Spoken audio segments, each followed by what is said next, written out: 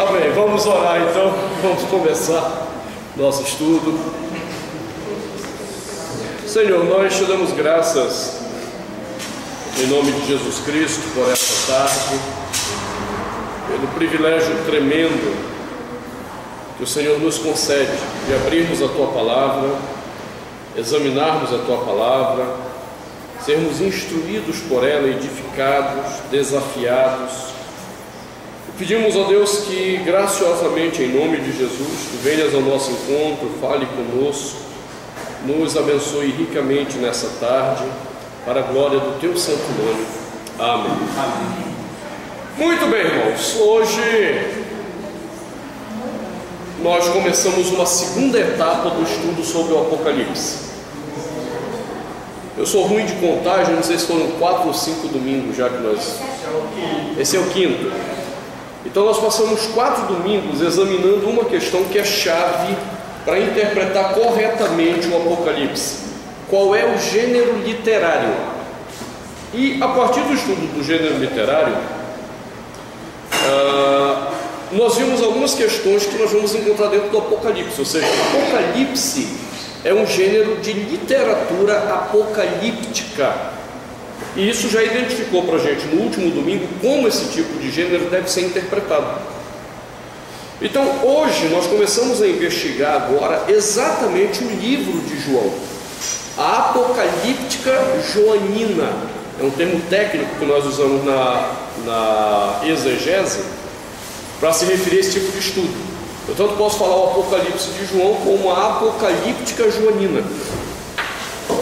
E para a gente começar esse estudo, a gente primeiro precisa ter uma visão geral do livro do Apocalipse de João. E já sabendo que se trata de um Apocalipse, nós apenas precisamos perguntar agora qual é o Sitzenleben desse livro. Agora eu falei japonês para muita gente, mas muito bem, isso não é japonês, isso é alemão. Oh, é língua estranha, o mistério, o irmão já até se animou. Quando eu falei Sitzenleben, ele se animou. É hoje que o fogo desce. Pois é, hoje eu estou desquadrado. Isso para mim é terrível. Eu sou aquele professor à moda antiga que gosta do quadro, né? Hoje a ressaca não me permitiu lembrar do quadro. O pessoal que vê isso na internet dizendo: nossa, esse pastor deve beber tudo assim. É o cansaço. Pois bem, Sitzenleben, eu escrevo numa outra ocasião, é uma palavra técnica dentro do estudo bíblico que se refere à identificação do pano de fundo que produziu o livro. Entenda bem essa questão. É diferente de falar de contexto histórico. Sitzenleben não está perguntando pelo contexto histórico. Ele quer saber qual é a história que está envolvida no livro que provocou esse livro ser escrito. Ok? Para muita gente isso aqui é estranho, porque como nós cremos na inspiração das Escrituras Sagradas, tem muita gente que acha que Deus revelou os livros da Bíblia soprando no ouvido do outro o que ele tinha que escrever. E não foi assim que Deus revelou a Bíblia. Outras pessoas acham que os autores bíblicos não tinham o que fazer. Aí eles estavam lá passeando pela terra, aí de repente veio um ciricutico neles, um arrepio, inspiração, anota aí, sai correndo e escreve. Não, também não foi assim. Hein? É algo tipo psicografado, né? O Espírito Santo veio lá, arrepiou o cara. Tem gente que pensa que a Bíblia foi escrita assim. Não, não foi. Todos os textos da Bíblia, nós estamos falando todos, sem nenhuma exceção, eles nasceram de contextos históricos próprios que exigiam uma resposta.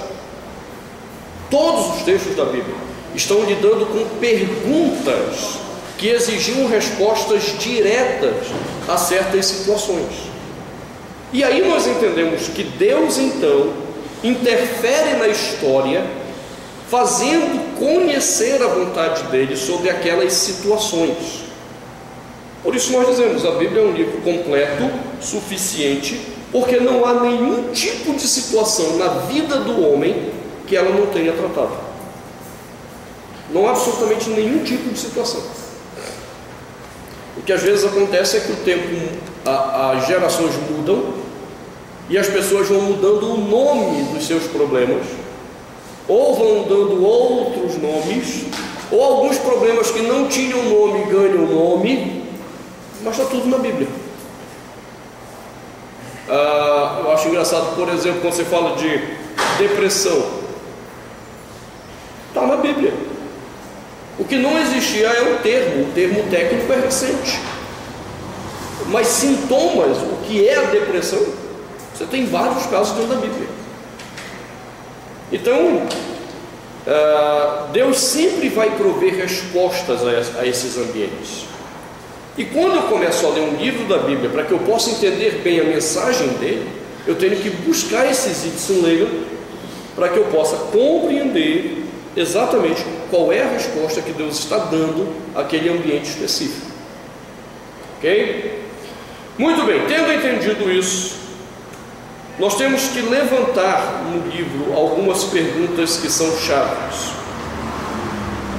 Primeira pergunta, para que eu possa entender os Itzenleiger no livro, é: quem escreve esse livro, afinal de contas? A gente vai ver que isso pode até parecer simples, mas no Apocalipse de João não é tão simples. Há um debate acirrado sobre a autoria desse livro. E esse debate não é um debate que nasce só com teólogos liberais, da teologia liberal. Inclusive teólogos conservadores têm dificuldade de aceitar que seja João o autor desse livro. Mas nos Itzenleiger também pouco interessa saber o nome do autor. Essa é uma questão também interessante nos Itzenleiger. Os Itzenleiger não quer saber exatamente quem é a pessoa, o nome dele. O que os Itzenleiger não quer saber é quais são as características desse autor que me ajudam a entender as palavras que ele usou. Então, deixa eu dar um exemplo para vocês. Essa cachaça já foi.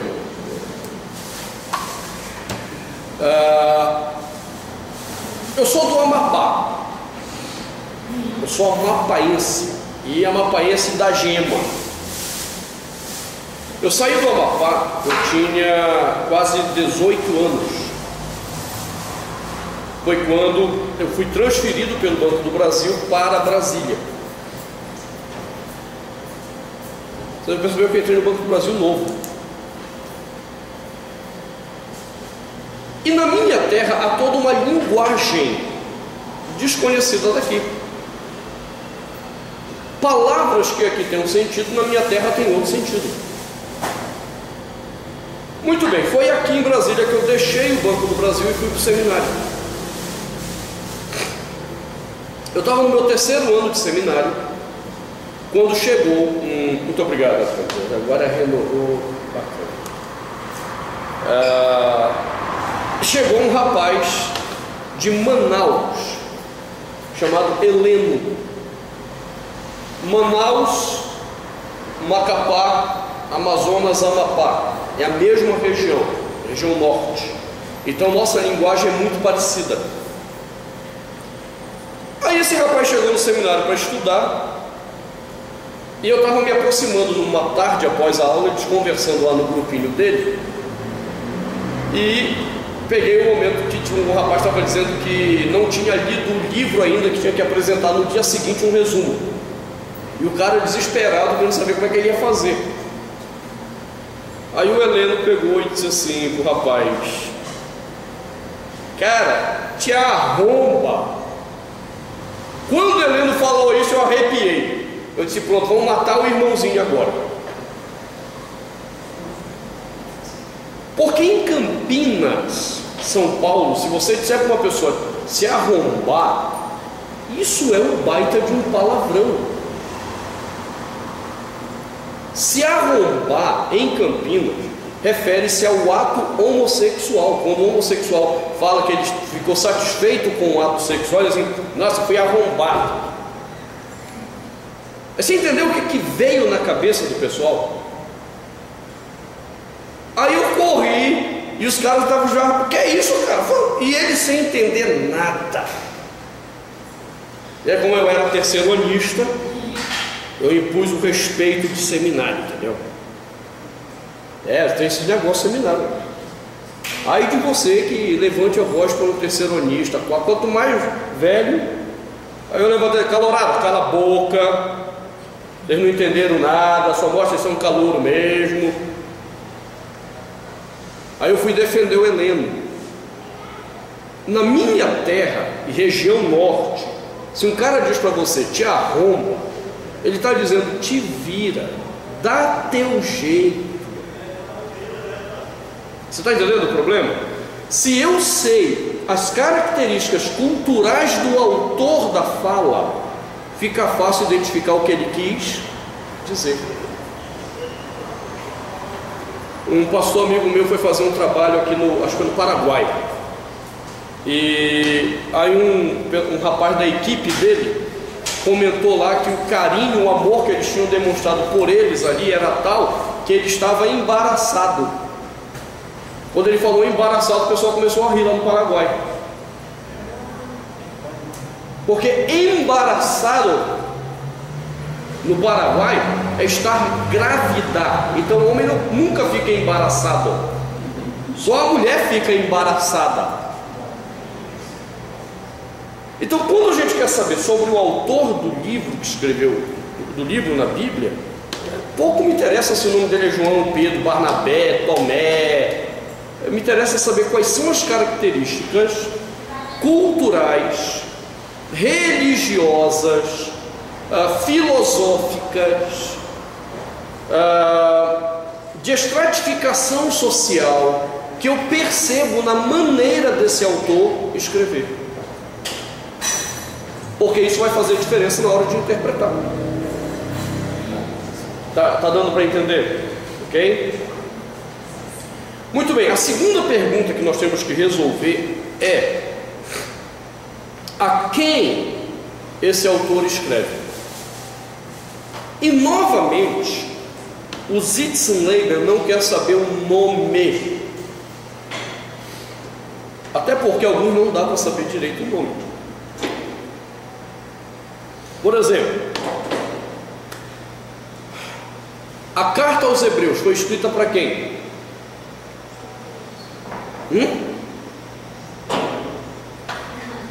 Estava tentando chutar.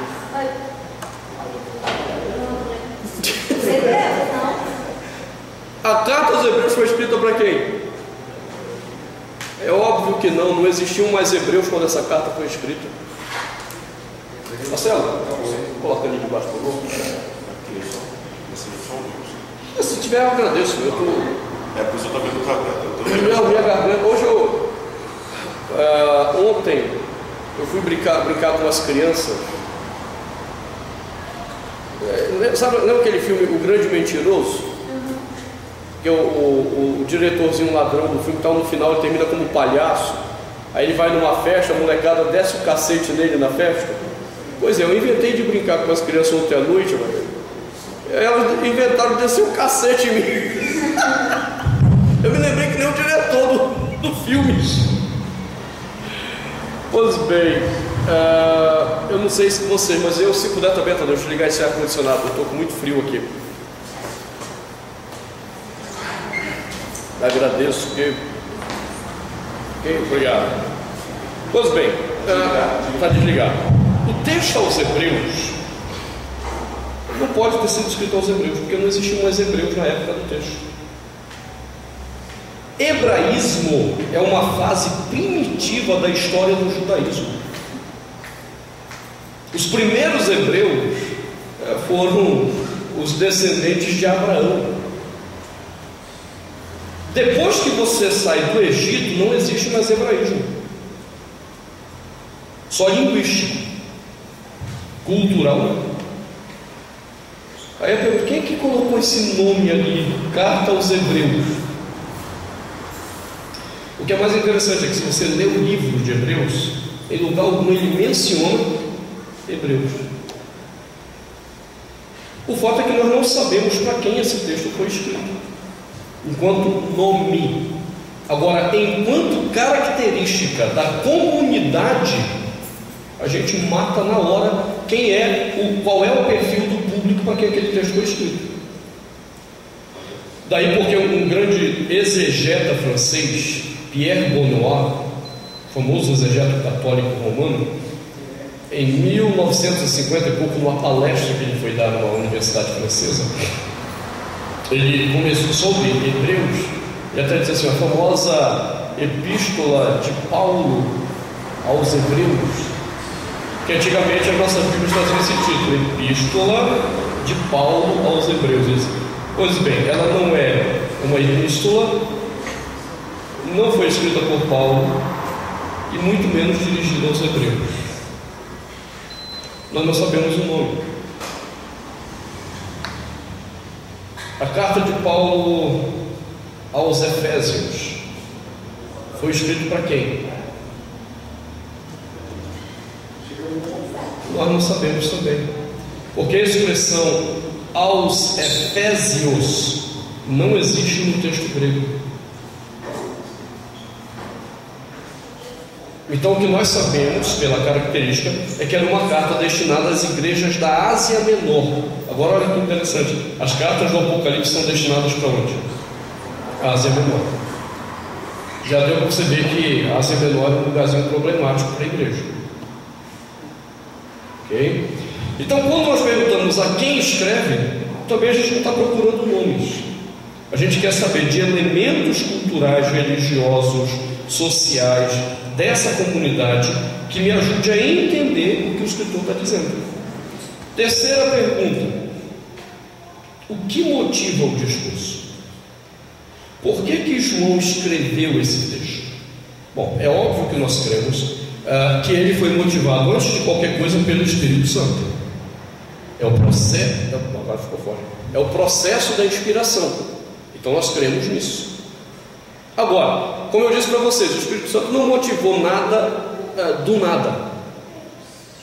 O Espírito Santo tinha o que fazer, vou lá mexer com esse cara para ele escrever algumas besteiras aí. Você sabe daquela história do pregador que estava atrasado na igreja para pregar, e o pessoal já preocupado que ele não chegava, aí o liturgo, tentando enrolar o tempo para ver se o pregador chegasse. Não, vamos ler umas besteirinhas aqui até que o pregador chegar. Tem gente que acha que o Espírito Santo fez assim, não tinha o que fazer, vou pegar alguém que escreveu umas besteirinhas. Não, existe uma motivação para escrever Apocalipse, de João. Nós temos que saber qual é. E por fim, a última pergunta é: o que esse autor quer alcançar com isso? Aonde ele quer chegar com esse texto? Onde ele quer chegar? Quais são os objetivos dele? No final da leitura, ele espera ter produzido o que na vida do seu leitor? Que impacto na vida do seu leitor? Então, essas 4 perguntas nós precisamos responder. E começamos então com a primeira pergunta: quem é o autor desse texto? Há muito debate sobre esse assunto, como eu disse a vocês. Primeiro, porque há um problema histórico no cristianismo primitivo sobre João. Houve 2 Joões. Deve ser Joões, né? João ia ficar estranho. Houve 2 homens importantes no cristianismo primitivo com o nome de João. E isso já descartando João Batista, que morreu antes do cristianismo propriamente dito ter sido estabelecido. O primeiro foi o apóstolo.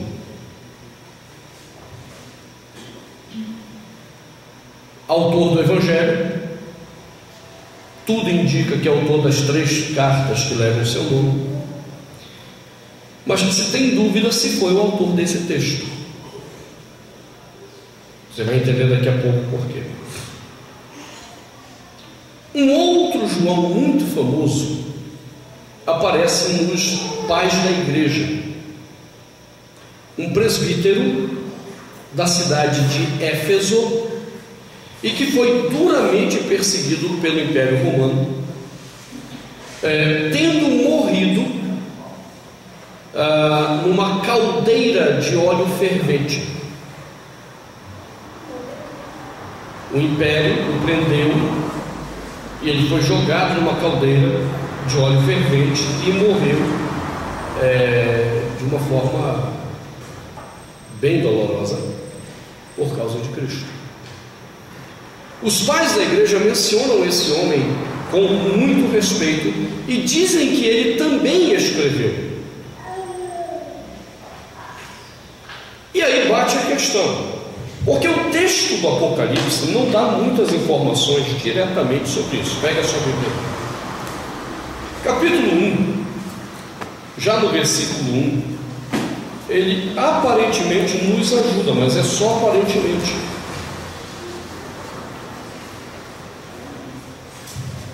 Apocalipse de Jesus Cristo, eu já disse que essa tradução revelação não é uma boa tradução, que o correto é manter o termo Apocalipse, porque era a chave de identificação de gênero literário, então não deveria ser traduzido esse termo.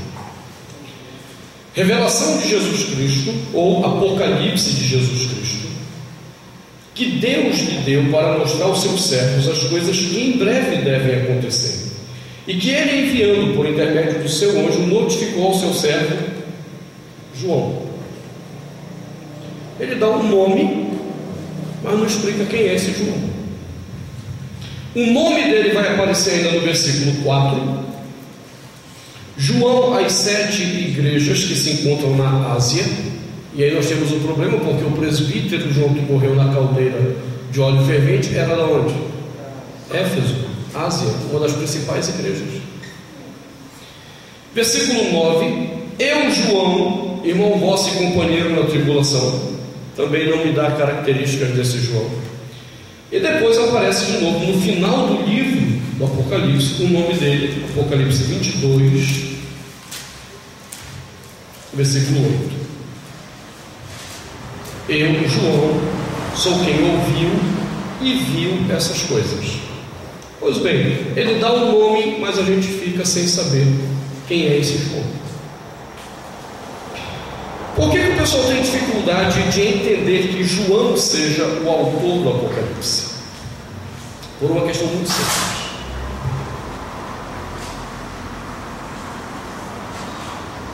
Quando você pega o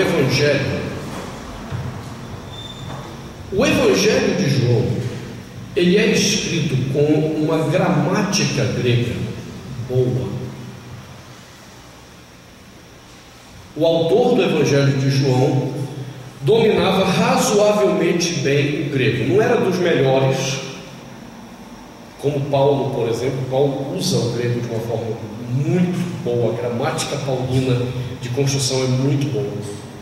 Só não é melhor que a de Hebreus. A de Hebreus é show de bola a gramática do cara.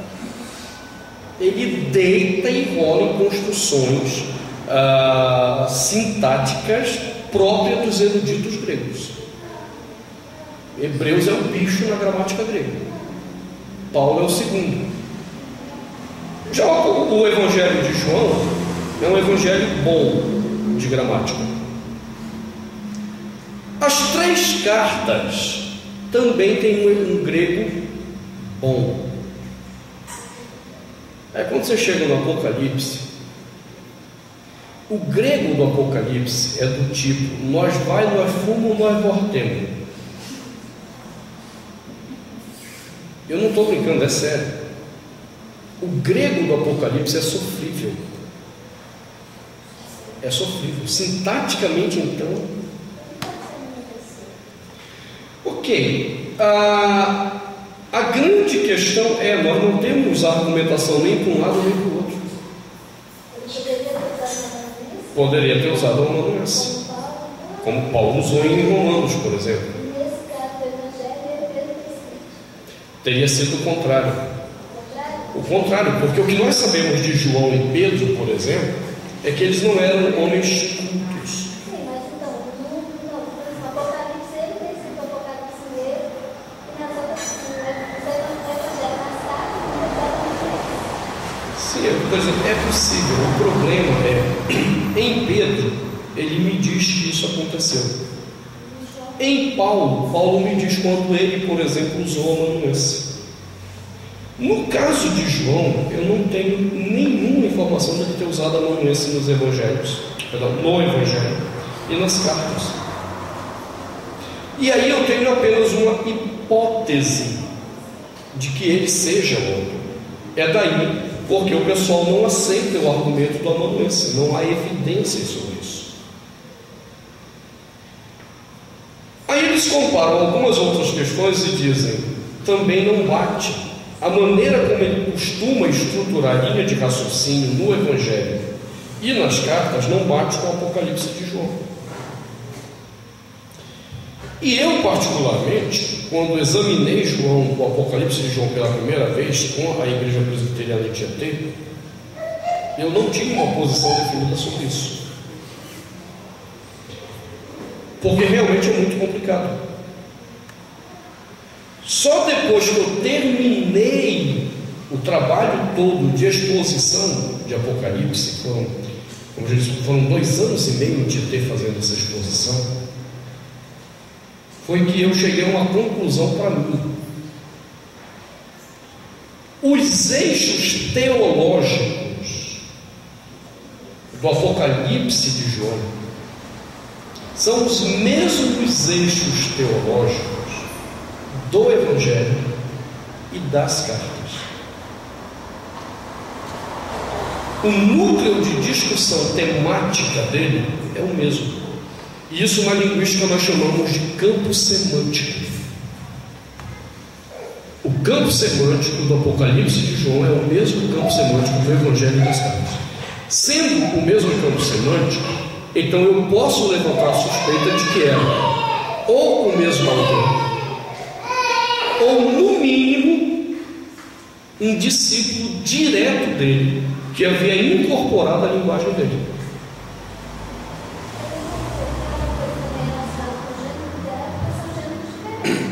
Sim. O campo semântico é o mesmo, mas os gêneros são diferentes. Isso também Não, porque gênero literário vai de cada época e de escrito que eu quero produzir. Por exemplo, Machado de Assis, se você pegar algumas obras dele e comparar com outras, você vê diferença grosseira de gênero. É só entre Machado de Assis. Então o gênero não ajuda a identificar o autor, ajuda a identificar como eu interpreto o texto. Mas também podemos dizer que nós podemos dizer que está relacionado ao público para quem foi destinado? A escolha do gênero. Do gênero, mas também a questão do grego, ser mais Não. arcaico? Não. Nesse caso aqui, porque não é uma questão de ser grego arcaico, é de ser um grego ruim mesmo de gramática. Então não é questão de estilo. Por exemplo, voltando ao Machado de Assis, há obras dele que a escrita dele é de uma forma, em outras obras a escrita é diferente. Mas por quê? Porque são histórias diferentes que ele está retratando. Então é óbvio que a linguagem tem que ser um pouco diferente. Não é o caso aqui, não é esse o caso. O negócio é que o grego dele é ruim mesmo.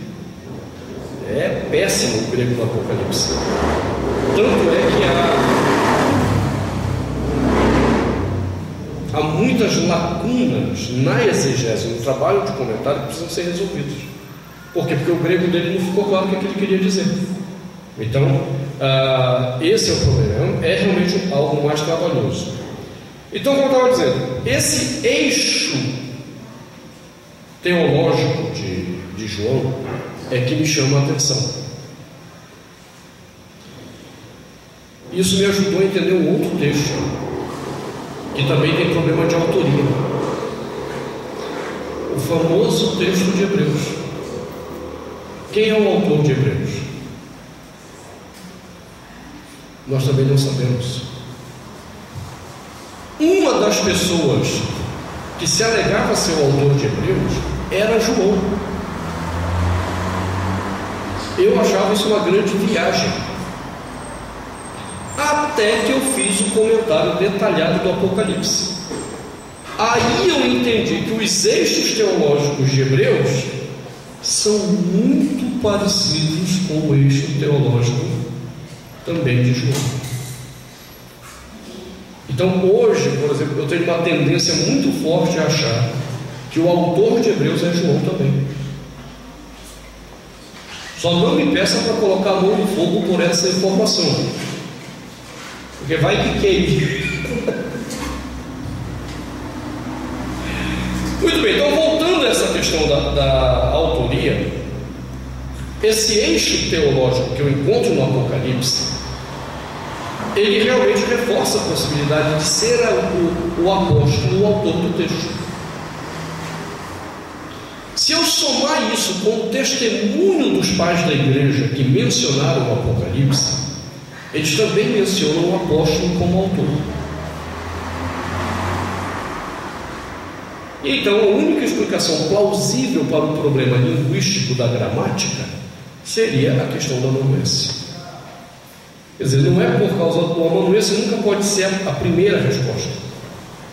Eu tenho que ter outras evidências para que eu possa invocar o argumento do amanuense, porque eu não tenho nenhuma declaração sobre isso. Mas como eu tenho um eixo teológico que eu posso mostrar que é próprio de João, como eu tenho testemunho dos pais da igreja que estavam próximos ao texto de João, apontando ele como autor, o apóstolo como autor, então isso me permite invocar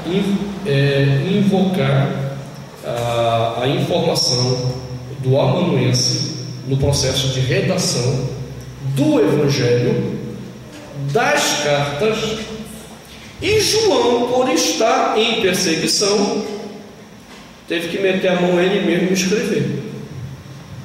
Então, de uma certa forma, nós temos que dizer que o Apocalipse de João é o único texto escrito de fato pelo apóstolo. Os outros foram ditados para que amanuenses escrevessem o que ele ia dizendo. Ok?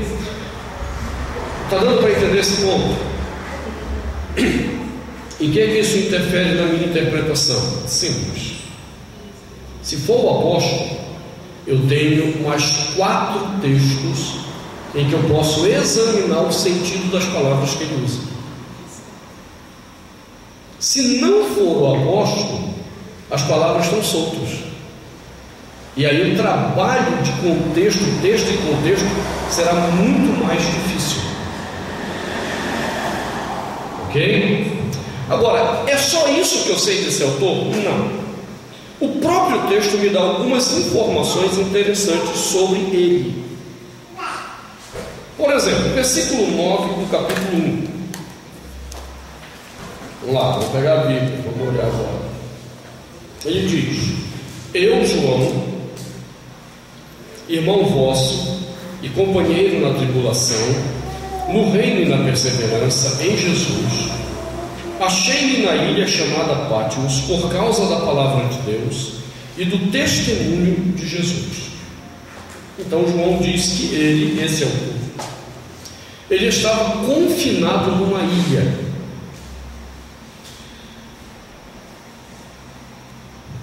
Não sei se foi a primeira aula, a segunda aula, eu mencionei que essa ilha não era uma ilha prisão.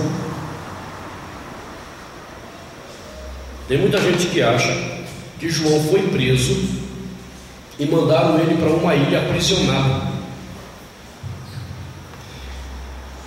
E aí uma pessoa estava assistindo pela internet, eu até quero agradecer a Fernanda Dias, ela é aluna nossa lá do CBI e acompanha essas aulas de internet.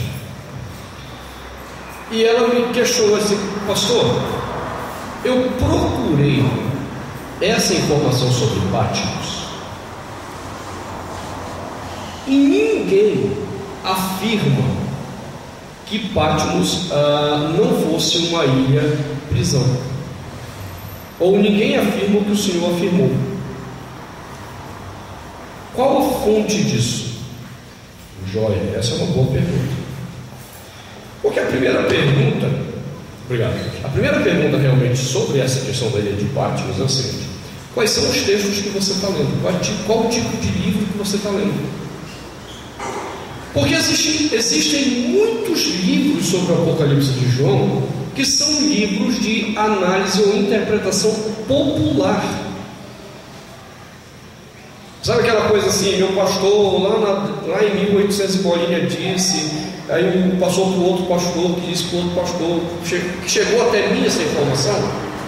Há muita coisa sobre o Apocalipse que é escrito e está aí nos livros, não à luz de um trabalho acadêmico sério, mas à luz de informação que todo mundo só vai repassando. É aquela história do papagaio, aprendeu aqui, passa para o outro, o papagaio aprendeu ali, passa para o outro, e ninguém vai examinar academicamente essa questão.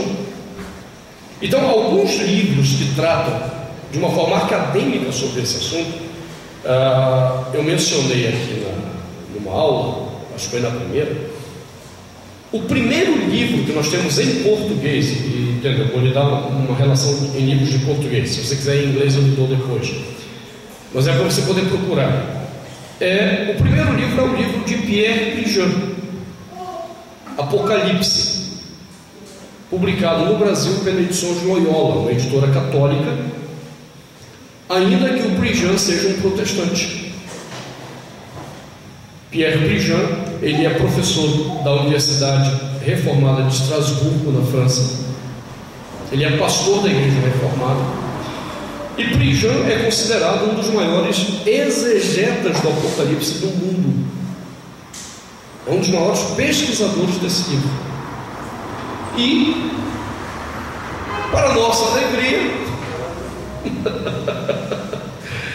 essa obra dele está em português.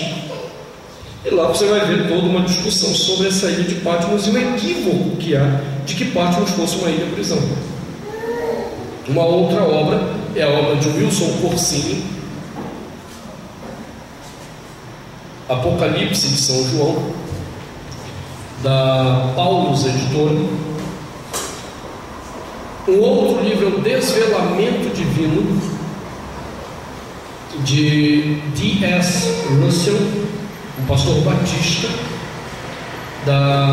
cujo livro foi publicado pelas Edições Paulinas, um livro editora católica também.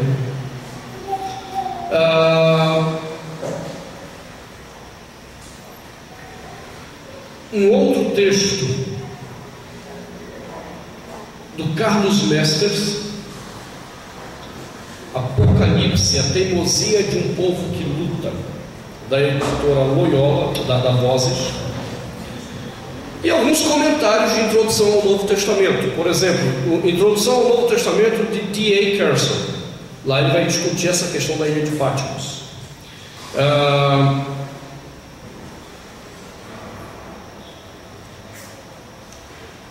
Estudos introdutórios aos textos do Novo Testamento. Erich Morufer, um exegeta alemão protestante, editora Vida. Então, nessas obras vocês vão encontrar essa referência sobre o problema da ilha de Patmos. Patmos não era ilha-prisão. Por isso que ele nunca diz que o império prendeu, mandou para lá e ele estava preso. Não, ele diz: eu me achava nessa ilha quando eu tive a revelação.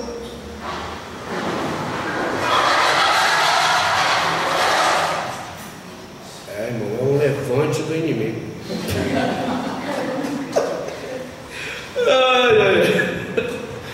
É interessante como o cara usa a expressão eu me achava, e o pessoal já interpreta como eu estava preso. Eu cresci ouvindo isso, de um João preso na ilha, coitadinho e tal. Diga aí. Diferente das afirmações de Paulo, né? Paulo diz pessoalmente que estava preso. Aí você não tem base nenhuma mesmo no Apocalipse para afirmar isso. Até mesmo quando Paulo está preso na própria casa, é informado que ele está preso em prisão domiciliar. E uma outra questão que o pessoal não levanta é: Apocalipse, ele, de João, todo Apocalipse, na verdade, você vai lembrar disso, todo Apocalipse nasceu num contexto de perseguição. Existe um dominador em conflito com o dominado. Então, olha bem, um conflito, não é o dominador e o dominado quietinho e aceitando tudo, não. O dominado está em conflito, o pau está comendo mesmo lá. Ora, nesse sentido, todos os povos que estavam envolvidos na literatura apocalíptica, eles eram considerados insurrecionistas. Dá para entender o que é isso? As Farc da Colômbia é insurreição. Os guerrilheiros da Farc são insurrecionistas. Então, para o Império Romano, todos que estavam envolvidos no conflito com o Império eram insurrecionistas. Logo, João, olha como o irmão é classificado.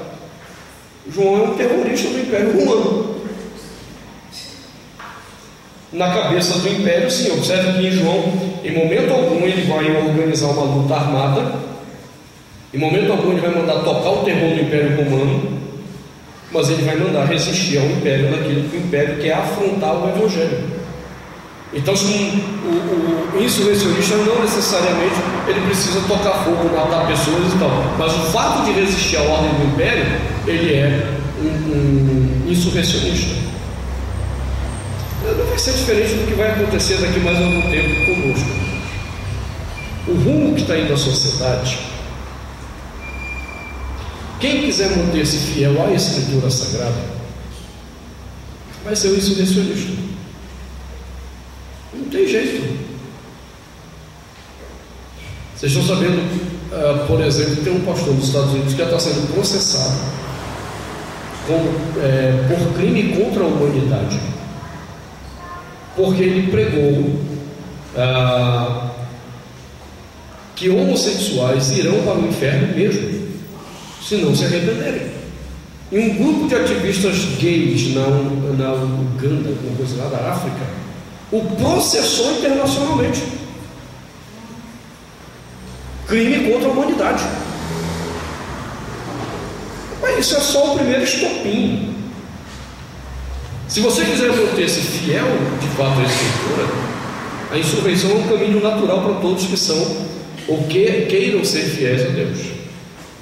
João não estava mandando ninguém matar ninguém, não estava mandando jogar tocha de fogo no Império Romano, fazer cilada para pegar o imperador e arrebentar com o imperador. Não. Ele apenas está dizendo que o povo tem que resistir àquilo que eles queriam denegrir o Evangelho. E ele então é perseguido. Agora, se o Império tivesse pegado João, de fato, como alguns propõem, a política do Império era mandar para uma ilha prisão?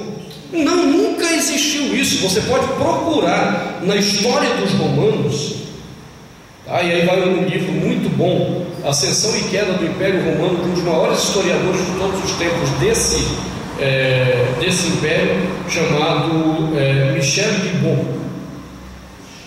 Michel Gibbon é considerado uma obra clássica de estudo sobre o Império Romano. Companhia das Letras é o nome da editora desse livro. E uma das coisas que os caras vai mostrar é exatamente como funcionava a questão do exército, as punições aos rebeldes, insurrecionistas e tal. E não existe informação alguma, pelo menos até hoje,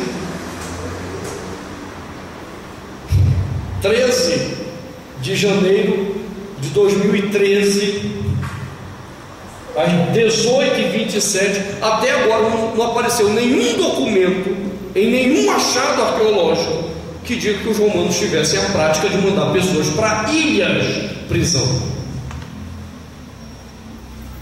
O que é que eles faziam com os insurrecionistas? Está lá os dois ladrões na cruz. Os dois ladrões da cruz, entenda, eles não eram ladrões, a palavra grega nem se refere a ladrão. Isso é coisa do doido do tradutor que não tem o que fazer. Aí quer amenizar, limpar a cara dos dois. Não, foram dois ladrões. Aí os irmãos dizem, nossa, mas que crueldade, colocar na cruz, só porque o cara roubou alguma coisa. Tem crente que ainda acha que os dois que estavam na cruz eram uma espécie de ladrão de galinha. Não, só ia para a cruz os piores bandidos do Império Romano.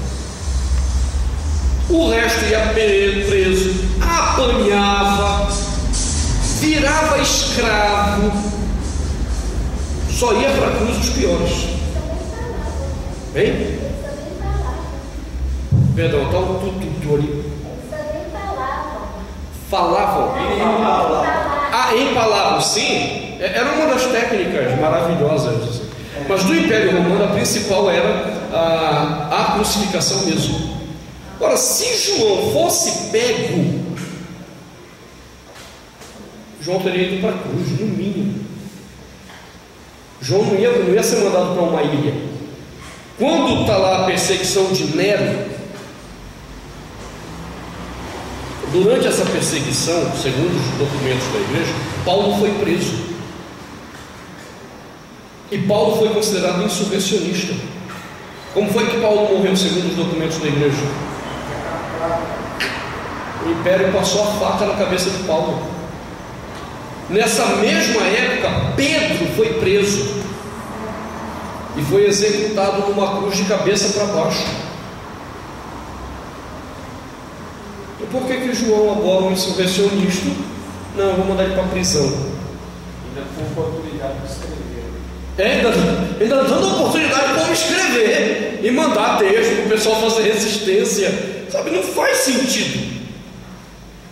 O que a ilha de Patmos revela é que ele sim estava sendo perseguido, e então ele se recolhe nessa ilha para promover a resistência dos cristãos ao avanço do Império Romano contra a fé cristã. E é isso que o Apocalipse de João vai revelar. Todo o texto do Apocalipse de João é um texto de resistência àqueles que querem perverter o Evangelho de Jesus. Então, na atual geração que a gente está, esse texto é muito importante, porque o que não falta é doido aí, tentando perverter o Evangelho de Jesus, e a gente fica com medo, às vezes fica intimidado com as críticas que eles fazem a nós. Muito bem. O que mais nós sabemos sobre esse autor?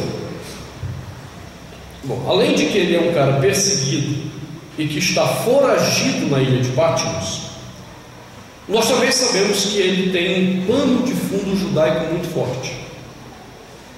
Primeiro, ele usa muito o que nós chamamos de dualismo judaico. O dualismo judaico, ele é muito parecido com o dualismo grego. Bem e mal, luz e trevas, vida e morte. Qual é a diferença do dualismo judaico e do dualismo grego? É porque o dualismo grego, ele entende que bem e mal, luz e trevas estão atrelados a dois reinos distintos.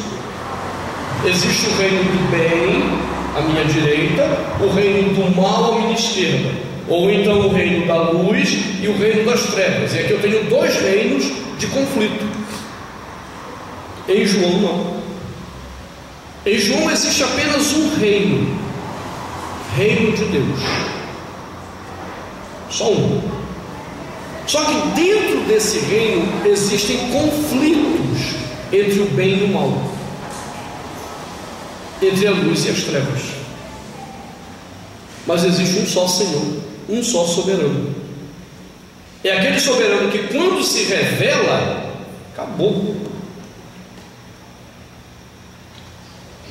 Pega sua Bíblia e veja um caso desse. Ele dá alguns exemplos, a gente vai dar só um aqui, porque a gente vai examinar com calma isso depois. Então nós não temos pressa, dá para a gente ir. Capítulo 6.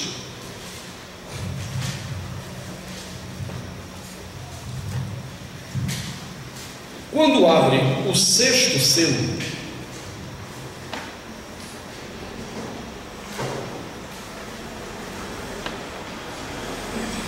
diz assim: vi quando o Cordeiro abriu o sexto selo. E sobreveio grande terremoto. O sol se tornou negro como saco de crino, a lua toda como sangue. As estrelas do céu caíram pela terra como a figueira, quando abalada por vento forte, deixa cair os seus figos verdes. O céu recolheu-se como um pergaminho quando se enrola. Então todos os montes e ilhas foram movidos do seu lugar. Preste atenção agora. Os reis da terra, os grandes, os comandantes, os ricos, os poderosos, e todo escravo e todo livre se esconderam nas cavernas e nos penhascos dos montes, e disseram aos montes e aos rochedos: caí sobre nós e escondei-nos da face daquele que se assenta no trono e da ira do Cordeiro, porque chegou o grande dia da ira deles. E quem é que pode sustentar? Todos os que achavam que mandavam alguma coisa no reino, quando ele se manifesta, eles tremem e vem o temor. Esse dualismo de João é muito tranquilo, existe apenas o reino, não tem dois senhores. Quando o Cordeiro se revela, opa, vamos pegar a arma e vamos sair pro pau com o Cordeiro. Não, quando ele se revela, vem o temor, porque ele é o Senhor absoluto do reino que é dele. De tal maneira que os poderosos, os reis, não sei o que, eles operam enquanto o Cordeiro não se manifesta. Esse dualismo judaico você encontra em Paulo também, quando ele diz que no dia do Senhor, quando ele voltar, todo joelho se dobrará diante dele. Tiago: o diabo crê em Deus e treme. No ministério de Jesus estava lá um endemoniado gadareno, atormentado há anos pelos capetas. Cristo só aparece, Cristo não fala nada. Ele chega no lugar e os demônios se arrepiam todos assim: por que você veio nos atormentar? Ele não falou nada. Mas já que vocês estão perguntando, então sai. É esse dualismo judaico que é diferente do dualismo grego. E aí é interessante porque tem muito crente doido achando que a gente trabalha com o dualismo grego. Eles acham que tem dois reinos de oposição. Olha, tá vendo? É um levante. É um levante. A gente começa a mexer nesse negócio que é um levante. É brincadeira, irmãos. É, para os que vão ver pela internet, é brincadeira. O pessoal vai para sério, talvez o pessoal é tudo místico, que eu nunca vi. A gente fala aqui, né? Você viu os levantes lá no estudo. As igrejas evangélicas, elas perderam a noção desse dualismo. Elas estão achando realmente que existe um Deus do bem, um Deus do mal, que esses reinos estão em conflito. Não, eles não estão em conflito. Em certas situações das batalhas espirituais. Ok, batalha espiritual é uma desgraça nisso daí. Porque ela não consegue estabelecer o que é a batalha espiritual de fato bíblica. E aí entra nessa onda desses malucos aí do Peter Wagner, Neuza Etiópia, Valnice Milhões, Joyce Meyer, Rebecca Brown. Todas essas pessoas operam a interpretação do conflito na perspectiva grega. É a cosmovisão grega de conflito cósmico. E essa visão grega, ela é pagã, ela não é bíblica.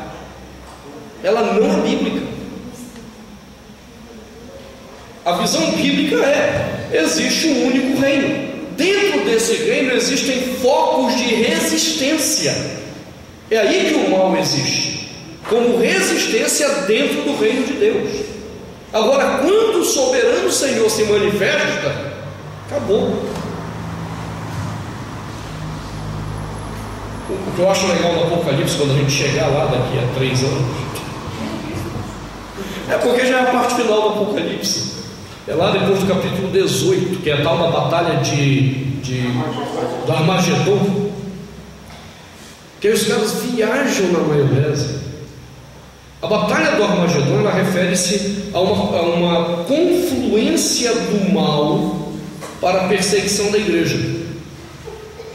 E quando os caras estão totalmente prontos para a batalha, Cristo simplesmente aparece, acaba com a palhaçada e começa o juízo. Ou seja, a batalha não existe. O soberano Senhor permite que os homens soberbos nos seus corações se juntem para guerrear contra Ele. E quando Ele se revelar, não tem guerra. A sensação que eu tenho quando eu estou lendo o capítulo 18 do Apocalipse é mais ou menos assim: está lá todo mundo contando, agora o pau vai comer. Aí Cristo chega e acaba com a palhaçada, vou começar o juízo, vocês vão para lá, vocês vêm para cá, você vai para o lado de fogo, você vai para o novo céu e nova terra. Acabou. Não tem conflito. Agora, por que os caras que leem esse texto ficam viajando na maionese com o conflito do Armagedon? Porque a cosmovisão deles de dualismo é uma cosmovisão grega e não judaica. Eles acham que tem 2 reinos e não um reino só. Eu tenho mencionado aquele livro lá, Este Mundo Tenebroso, que para por aqui para a gente voltar do ano que vem. Quando eu li aquele livro a primeira vez, eu li o 1 e o 2. E tenho dito que aquele escritor é um excelente escritor, é um péssimo teólogo, a desgraça de teólogo, mas um excelente ficcionista. E geralmente eu invoco o discurso de autoridade. Como eu tenho o prêmio da Academia Brasileira de Letras de Crítica Literária, então eu posso dizer que o cara é um bom ficcionista mesmo, porque eu estou acostumado a lidar com a crítica literária. O cara é um bom ficcionista. Por isso eu gostei de ler o livro, do ponto de vista da ficção. Eu li o primeiro livro, que tem mais de 500 páginas, em 3 dias. O segundo livro, que é do mesmo tamanho, em 2 dias. O cara é bom, péssimo teólogo. E eu ficava lendo aquilo ali e me dava aquela sensação: nossa, rapaz, coitado de Deus, está perdendo a batalha. Se o povo não fizer alguma coisa, começar a orar, coitadinho de Deus. Eu até na época lembrava do Rocky Balboa, do primeiro filme do Rocky Balboa. O cara apanhou, aí no final deu só pá, pronto, ganhou a luta. Eu disse: rapaz, parece que Deus está apanhando do diabo. Mas é por causa desse dualismo maluco que o pessoal criou, entendendo na perspectiva grega de reinos em conflito e não de focos de rebelião dentro do reino de Deus, que é único. O Apocalipse de João trabalha com essa visão: temos apenas um reino. Um conflito existe dentro do reino e não um conflito entre reinos. Aí quando você começa a entender isso, você começa a entender por que Deus trata os poderosos do mundo, a própria besta, o próprio diabo. Deus trata num tapa só. Deus não tem firula com esse pessoal. O Antigo Testamento é carregado disso. Quando Deus era afrontado, estava lá dentro de exército do guerreado. Chegava lá, pronto, acabava com a palhaçada. Tanto de exército assim. Exatamente. Mas isso é o chamado dualismo judaico, que é o que João vai operar. Então nós estamos vendo um autor que vai trabalhar dentro dessas categorias. E na hora de interpretar, tipo a batalha do Armagedon, é dentro do dualismo judaico que eu encontro o sentido do texto, e não dentro da categoria do dualismo grego pagão. Então veja como isso é importante. Bom, então na semana que vem a gente vai continuar examinando essa característica desse autor, que se chama João, que eu acredito ser o apóstolo. Eu ainda tenho colocado para vocês que isso não é um consenso, mas me parece, à luz das questões que eu apresentei, a mais plausível. E quais os eixos que a gente precisa ainda aprender para interpretar corretamente o texto dele agora, olhando o próprio texto dele. Ok?